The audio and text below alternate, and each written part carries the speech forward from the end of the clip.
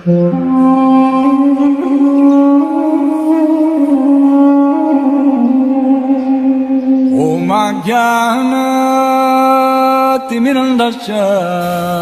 I am लोग भगवान श्री कृष्ण की भगवद गीता पे चर्चा करेंगे। भगवान कृष्ण स्वयं श्रीमद् भगवद गीता में कहते हैं कि अगर कोई मेरी भगवद गीता स्वयं पढ़ता है या दूसरों को सुनाता है तो भगवान कृष्ण कह रहे हैं उससे प्रिय ना मुझे कोई था, ना कोई है और ना उससे प्रिय मुझे कोई जीवन में कभी होगा।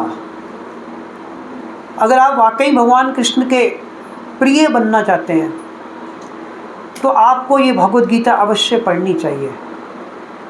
कम से कम सुन तो सकते ही हैं। और भगवद गीता में 700 श्लोक है और 18 अध्याय हैं। अगर आप 700 श्लोक नहीं सुन सकते, पढ़ सकते, तो भगवद गीता के 4 श्लोक हैं जिसे कहते हैं चतुर्श्लोकी भगवद गीता। 4 श्लोकों में सारी भगवद गीता भगवान कृष्ण ने बता दी। सारी भगवद गीता का सार इन 4 श्लोकों में भगवान कृष्ण ने बता दिया। अगर कोई व्यक्ति इन 4 श्लोकों को पढ़ ले तो सारी भगवद गीता वो पढ़ लेता है। 4 श्लोक तो हम नहीं कर सकेंगे, टाइम की कमी भी है, लेकिन आज मैं आपको चतुर्श्लोकी भगवद गीता का जो सबसे पहला श्लोक है हम उस पर चर्चा करेंगे। 10-15 मिनट ही लगेंगे, तो वो आप मेरे पीछे भी बोलेंगे, ठीक है। श्लोक है 10वें अध्याय का 8वां श्लोक है। अहम सर्वस्य प्रभवो मत्तः सर्वं प्रवर्तते इति मत्वा भजन्ते माम बुद्धा भाव समन्वितः। एक बार फिर, अहम सर्वस्य प्रभवो मत्तः सर्वं प्रवर्तते इति मत्वा भजन्ते मां बुधा भाव समन्वितः। अब एक बार आपने मेरे साथ इकट्ठा बोलना है। अहम सर्वस्य प्रभवो मत्तः सर्वं प्रवर्तते इति मत्वा भजन्ते माम बुधा भाव समन्विता। माम बुधा भाव समन्विता। एक बार फिर कहते हैं कि शंकराचार्य भगवान शिव जी के अवतार हुए हैं। कहते हैं कि अगर कोई जीवन में एक बार एक क्षण के लिए भी थोड़ी सी भगवद गीता भी पढ़ लेता है, किंचित भगवद गीता किंचित अधीता, कि अगर जीवन में एक क्षण के लिए गीता शब्द भी बोल लेता है, कहते उसे कभी भी यमराज के पास नरक में नहीं जाना पड़ता। अगर आप ये श्लोक श्रद्धा से मेरे पीछे बोलेंगे तो गारंटी है कभी भी आपको नरक में नहीं जाना पड़ेगा। स्वयं शिव जी कह रहे हैं, अहम सर्वस्य प्रभवो मत्तः सर्वं प्रवर्तते इति मत्वा भजन्ते माम बुधा भाव समन्विताः। तो ये स्वयं भगवान कृष्ण ये श्लोक बोल रहे हैं। भगवान कृष्ण कह रहे हैं कि मैं समस्त आध्यात्मिक एवं भौतिक जगतों का स्रोत हूँ। प्रत्येक वस्तु मुझसे उद्भूत होती है। अब यहाँ भगवान कृष्ण कह रहे हैं कि I am the source of each and everything. जितने भी आध्यात्मिक जगत है, वैकुंठ धाम, गोलोक वृंदावन धाम, और भी जितने भी आध्यात्मिक जगत है और भौतिक जगत, असंख्य ब्रह्मांड है, अनगिनत ब्रह्मांड। हम तो मिल्की वे गैलेक्सी में रहते हैं ना, ये हमारा जो ब्रह्मांड है इसको कहते हैं मिल्की वे गैलेक्सी। ये तो एक ब्रह्मांड है, ऐसे अनगिनत असंख्य इनफाइनाइट नंबर इतने ब्रह्मांड है। भगवान कहते हैं इन सब का स्रोत कौन हूँ? मैं। सब मुझसे उत्पन्न होते हैं, प्रत्येक वस्तु मुझसे ही उद्भूत होती है। भगवान कहते हैं इस संसार की जो भी कोई वस्तु है उसको उत्पन्न करने वाला कौन है? मैं हूँ। और जो बुद्धिमान मनुष्य इति मत्वा भजन्ते माम बुधा भाव समन्विता, जो बुद्धिमान व्यक्ति इस तथ्य को समझ लेता है। तथ्य क्या है? कि हर वस्तु के सोर्स कौन है? भगवान। यही तथ्य है कि हर वस्तु कहाँ से पैदा हो रही है? भगवान से पैदा हो रही है। कहते जो कोई इस तथ्य को समझ लेता है, भगवान कहते हैं वही मेरी भक्ति में संलग्न होता है, वही मेरी भक्ति करता है। भगवान कहते हैं और वही अंतःकरण से मेरी पूजा करता है। तो सबसे इम्पोर्टेंट चीज़ यहाँ पे भगवान कृष्ण कह रहे हैं इस तथ्य को समझना कि I am the source of each and everything. Shri Krishna कह रहे हैं यहाँ पर कि मैं प्रत्येक वस्तु का स्रोत हूँ, और प्रत्येक वस्तु, जितनी भी सब वस्तुएं जो हम देख सकते हैं, हमें दिखाई दे रही है, जो हम नहीं देख सकते, जिनकी हम कल्पना कर सकते हैं या जिनकी हम कल्पना नहीं कर सकते, भगवान कहते हैं वो प्रत्येक वस्तु का स्रोत कौन है? मैं हूँ। भगवान श्री कृष्ण कह रहे हैं। इसलिए भगवान कह रहे हैं यदि कोई भगवान श्री कृष्ण जो कि प्रत्येक वस्तु के सोर्स है, प्रत्येक वस्तु के स्रोत है, अगर कोई भगवान कृष्ण से प्रेम कर ले तो क्या होगा? फिर वो सारी वस्तुओं से प्रेम कर लेगा, स्वतः ही प्रेम हो जाएगा। अगर कोई भगवान से प्रेम कर लेगा तो सारी वस्तुएं किससे पैदा हुई है? भगवान से। मान लो मैं भारतीय हूँ, आई एम इंडियन, मैं विदेश में जाता हूँ तो वहाँ मैं कोई अपने देश का व्यक्ति देखता हूँ, भारतीय देखता हूँ, तो क्या होता है? क्या करते हैं हम पूछते हैं अरे तू भारत से आया ना, कहाँ का रहने वाला है तू? वो कहेगा मैं पंजाब का। अरे पंजाब का तो कहाँ का रहने वाला है? मैं जलंधर का रहने वाला हूँ। एकदम मुझसे पूछेंगे। उस व्यक्ति से हमें क्यों आकर्षण हुआ? हम तो विदेश में, मैं तो कई बार गया हूँ कनाडा, मेरे साथ ऐसे होता है कि जैसे ही मैं कोई अपना देश का देखता हूँ, दौड़ के मैं जाके उसको बुलाता हूँ, उससे पूछता हूँ कहाँ का रहने वाला है। ये क्यों हुआ? उससे हमें आकर्षण क्यों हुआ? क्योंकि मैं भारत से प्रेम करता हूँ। जब मैं भारत से प्रेम करता हूँ तो भारत के हर एक व्यक्ति से मुझे प्रेम होगा कि नहीं? इसी प्रकार जब हम भगवान कृष्ण से प्रेम करेंगे तो भगवान कृष्ण द्वारा बनाई गई हर एक वस्तु से हमें प्रेम होगा। सिंपल सी बात है। भगवान यही तथ्य यहाँ समझाना चाहते हैं कि भगवान कहते हैं कि मैं सभी का स्रोत हूँ, हर एक वस्तु मुझसे उत्पन्न हुई है। अगर आप मुझसे प्रेम कर लोगे तो संसार की सब वस्तुओं से प्रेम हो जाएगा। और प्रेम का जो आरंभ है, प्रेम की जो शुरुआत है, वो किससे होती है? स्रोत से होती है। रावण ने भी यही गलती की थी। रावण ने राम से प्रेम नहीं किया था। स्रोत कौन है? राम है। सीता कौन थी? राम की शक्ति थी। शक्ति कहाँ से आती है? शक्तिमान से आती है, स्रोत से आती है। तो अगर हम भगवान जो प्रेम के स्रोत है, अगर हम उनसे प्रेम करेंगे तो सारे जीवों से प्रेम हो जाएगा। तो प्रेम का आरंभ स्रोत से होता है। यदि आप अपने शरीर से प्रेम करते हो, मुझे बताइए, अगर आप अपने शरीर से प्रेम करते हो तो क्या आप अपनी उंगली से प्यार करते हो? यस, करते हैं। हमारी से जब थोड़ा सी भी चोट लगती है जान निकल जाती है। क्यों होता है? क्योंकि हम अपने शरीर से प्रेम करते हैं।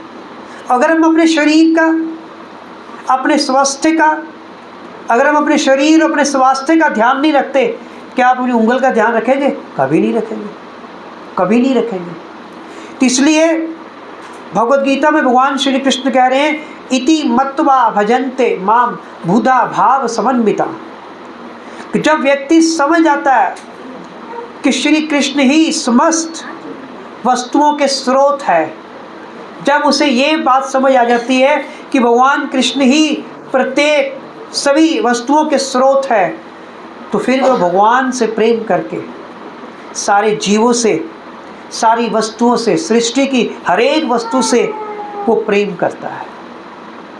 जब हमें ये समझ आ जाता है कि कृष्ण ही हर एक वस्तु के स्रोत है, फिर भगवान से प्रेम करके हम संसार की, सृष्टि की सारी वस्तुओं से प्रेम कर लेते हैं। इसकी छोटी सी एक स्टोरी है, मैं आपको सुनाता हूँ कि भगवान का भक्त सबसे प्रेम करता है। एक बहुत सुंदर कथा है शास्त्रों में कि एक समय एक शिकारी था। वो जंगल में, माता जी आपकी सारी कथा डिस्टर्ब होगी बच्चे के कारण, तो यही जीवन का सौभाग्य है, यही मुश्किल से मिलता है। तो एक समय एक शिकारी जो था वो वन में जानवरों का, पशुओं का, सूअरों का, इवन हिरणों का, अन्य और जीवों का भी शिकार करता था। अब शिकारी जब शिकार करता है तो वो शिकार करके उसको मार देता है। लेकिन ये जो शिकारी था ना, वो किसी और किस्म का शिकारी था।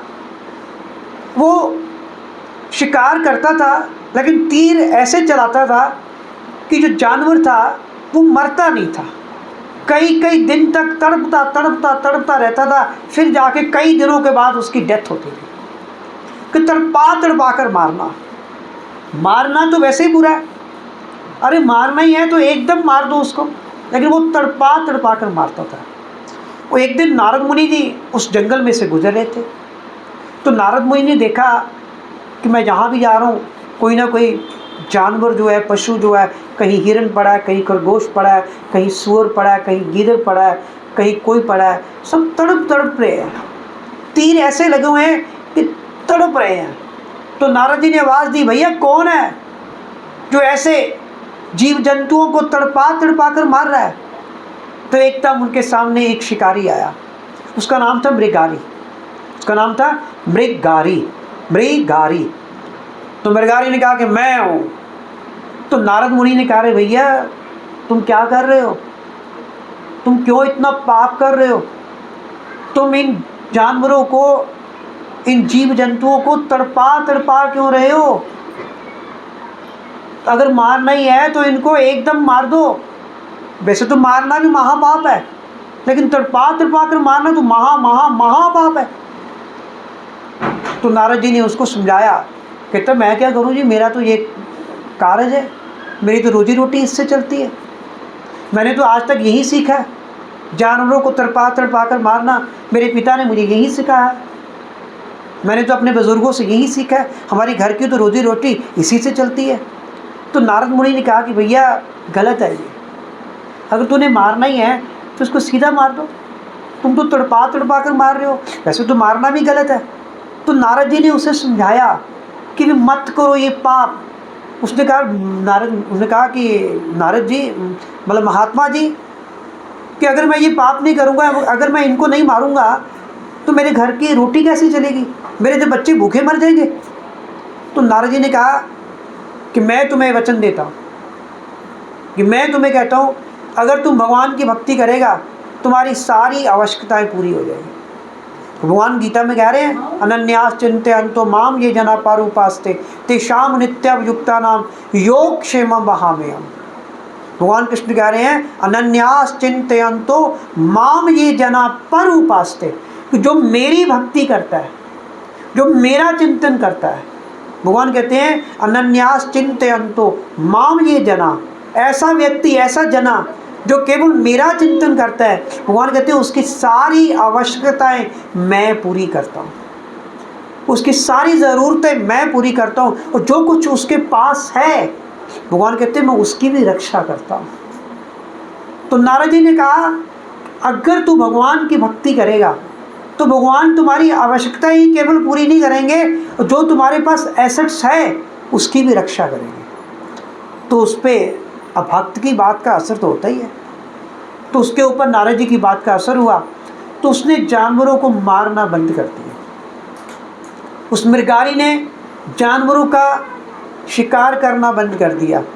तो वो अपने घर के आंगन में बैठकर भगवान का नाम जप करने लगा, हरे कृष्णा कृष्णा कृष्णा हरे हरे, हरे राम राम राम हरे हरे।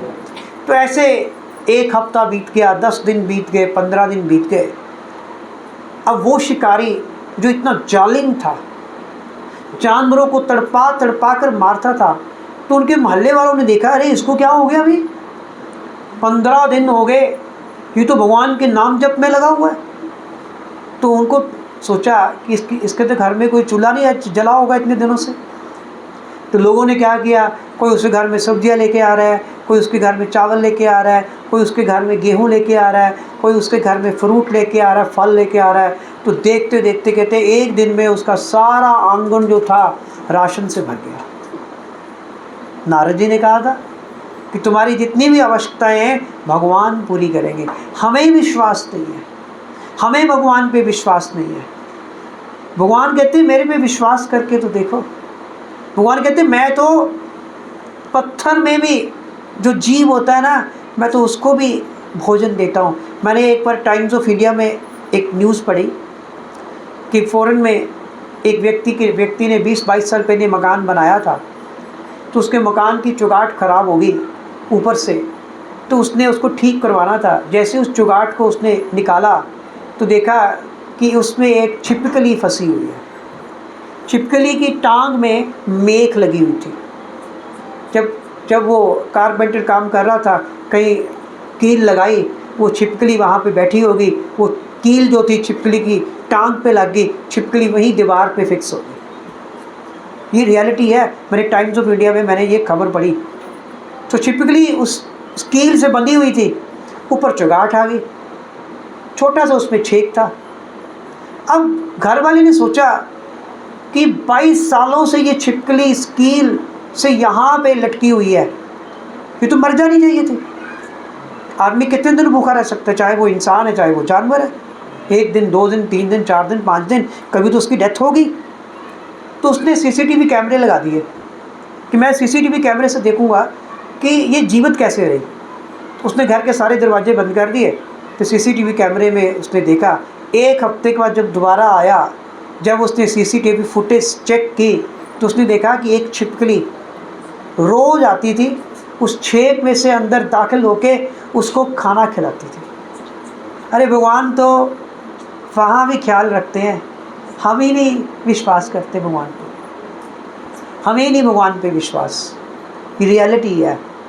तो क्या हुआ, उस शिकारी ने शिकार बंद कर दिए, उसका आंगन सारा खाद्य पदार्थों से भर गया। अब वो भक्त बन गया। अब एक बार क्या हुआ, नारद मुनि ने कहा चलो भी अब चलते हैं, मिलके आते हैं उस शिकारी को, मृगारी को मिलके आते हैं। जैसे ही हवाई मार्ग से नारद मुनि जी आ रहे थे, उनके साथ उनके एक मित्र भी थे, पर्वत मुनि, दोनों इकट्ठे आ रहे थे। क्या हुआ कि जैसे ही उस शिकारी ने मृगारी ने देखा कि नारद मुनि जी आ रहे हैं, तो उसने ज़मीन पे दंडवत प्रणाम करना चाहा, लेकिन एकदम वो उठ गया। फिर दूसरी जगह जाके उसने दोबारा दंडवत प्रणाम किया। तो नारद मुनि जी सब कुछ देख रहे थे। तो नारद मुनि जी ने उनसे पूछा, अरे मृगारी, पहले तो मुझे वहाँ दंडवत प्रणाम करने लगा था, लेकिन तुमने किया नहीं, तुम वहाँ से उठ गया, फिर तुमने यहाँ पे आके मुझे दंडवत प्रणाम किया, क्या कारण क्या था? उसने कहा भगवान, वहाँ पे कुछ चींटियाँ थी, वहाँ पे कुछ चींटियाँ थी, मुझे लगता था कि मेरे भार के नीचे आके दब के ना मर जाए। क्या ये देखो कितना भगवान कृष्ण से प्रेम करने का क्या लाभ है, क्या इफेक्ट है भगवान कृष्ण से प्रेम करने का। जो व्यक्ति पहले जीव जंतुओं को, पशुओं को, जानवरों को तड़पा तड़पा कर मारता था, आज वो कहता है चींटी भी ना मर जाए। हमारे पाँव के नीचे कुचल के करोड़ों रोज चींटियाँ मरती है, तो वो कितना बदल गया। तो कहने का भाव है, अगर आपको ये तथ्य समझ आ गया कि हर एक जीव जंतु के स्रोत कौन है, भगवान कृष्ण है, तो फिर आप सभी जीव जंतुओं से प्रेम करने लग जाएंगे। तभी वो शिकारी जो था वो सभी चींटियों से, सभी जीव जंतुओं से प्रेम करने लग पड़ा, क्योंकि वो भगवान कृष्ण से प्रेम करने लग गया था। जब हमें भगवान कृष्ण से प्रेम हो जाता है तो स्वतः ही अपने आप ऑटोमेटिकली हमें हर एक वस्तु से प्रेम होता है। जैसे फॉर एग्जाम्पल, यदि आप वृक्ष की जड़ से प्रेम करते हैं तो आप पूरे वृक्ष से प्रेम करते हैं, सिंपल सी बात है। अगर आपको वृक्ष की जड़ से प्रेम है तो आपको पूरे वृक्ष से प्रेम है। और यदि आप वृक्ष की जड़ में पानी देंगे, यदि आप वृक्ष की जड़ में पानी देंगे तो वो पानी कहाँ पहुँचेगा? सारे वृक्ष के पत्तों, फूलों, टहनियों, शाखाओं सब तक पहुँच जाएगा। ऐसे ही होगा ना, सारे वृक्ष के पत्ते वगैरह पोषित हो जाएंगे। और इसलिए यदि हम चाहते हैं कि हम सारे संसार से प्रेम करें, भगवान की बनाई हुई हर एक वस्तु से प्रेम करें, तो उसके लिए फिर क्या करना होगा? हमें एक टेक्निक सीखनी होगी। आजकल स्मार्ट वर्क है, स्मार्ट वर्क का ज़माना है, स्मार्टफोन है, स्मार्ट टीवी है, आजकल स्मार्ट स्कूटर भी आ गए। पता है आपको, स्मार्ट स्कूटर भी है, रियलिटी है।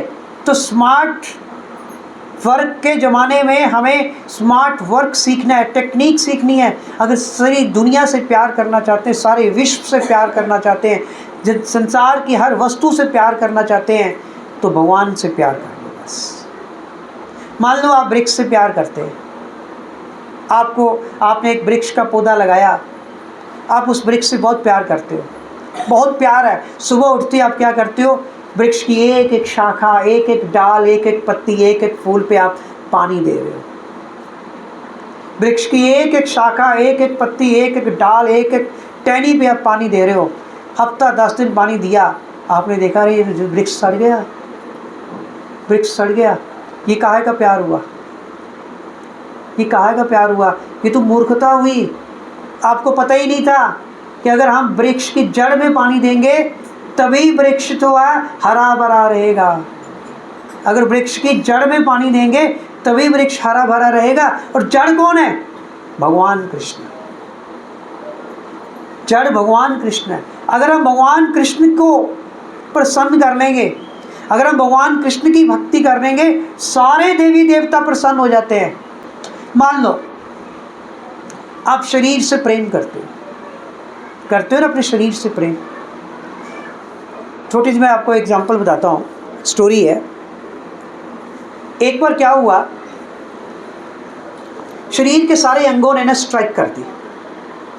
शरीर के जितने भी पार्ट्स हैं ना, उन्होंने स्ट्राइक कर दी। वो कहते कि सारी मेहनत तो हम करते। आँख कहती वो गुलाब जामुन पड़ी थी ना, वो गुलाब जामुन तो मैंने देखी थी, मुझे पता चला था कि वहाँ पे गुलाब जामुन है। और नाक कहता अरे नहीं नहीं, सूंघा तो मैंने था, खुशबू तो मुझे आई थी उस गुलाब जामुन की। और हाथ कहते उठाया तो मैंने था उसको, अगर मैं ना उठाती फिर क्या होता। पाँव कहते वाह, तू कौन सी उठाने वाली पहले होती है, मैं तुम्हें वहाँ तक ना लेके जाती पाँव से, तुम वहाँ पहुँच सकती थी उठाने के लिए, सवाल ही नहीं पैदा होता था। और मुँह कहता है नहीं, मैंने इसको अपने अंदर डाला था। और दांत कहते नहीं, मैंने तो चबाया था। तो उन्होंने स्ट्राइक कर दी सबने मिलके कि सारी मेहनत तो हम करते हैं। आँख ने देखा, नाक ने सूंघा, हाथों ने उठाया, पाँव चलकर लेकर गए, मुंह ने उसमें डाला, दांतों ने चबाया। तो उन्होंने कहा सारी मेहनत हम करते हैं और फ़ायदा पेट ले जाता है। आमाशय जाती तो पेट में है गुलाब जामुन, कि सारा फ़ायदा तो वो ले जाता है। दे वेंट ऑन स्ट्राइक, वो स्ट्राइक पे चले गए। जितने भी शरीर के अंग थे वो स्ट्राइक पे चले गए। अब क्या हुआ, 1 दिन 2 दिन 3 दिन जब हो गए, चौथे दिन आंखें पीली पड़ गई, आंखों से दिखना बंद हो गया, हाथ कांपने लगे, पाँव डगमगाने लगे, बुरा हाल हो गया, दिमाग सुस्त पड़ गया। तो उनको अकल आ गई कि भैया पेट जड़ है, पेट में अगर हम डालेंगे तो वो सारा हमारे शरीर के सारे अंगों तक वो पोषण पहुंच जाएगा। इसी तरह भगवान कृष्ण आमाशय है, पेट है, भगवान कृष्ण जड़ है। ये टेक्निक है। अगर भगवान कृष्ण को हम पूजेंगे, भगवान कृष्ण की भक्ति करेंगे तो सारे प्रसन्न हो जाएंगे। कभी आपने देखा है कि आपने नाक में रोटी डाल रहे हैं या कान में रोटी डाल रहे हैं? कभी देखा आपने?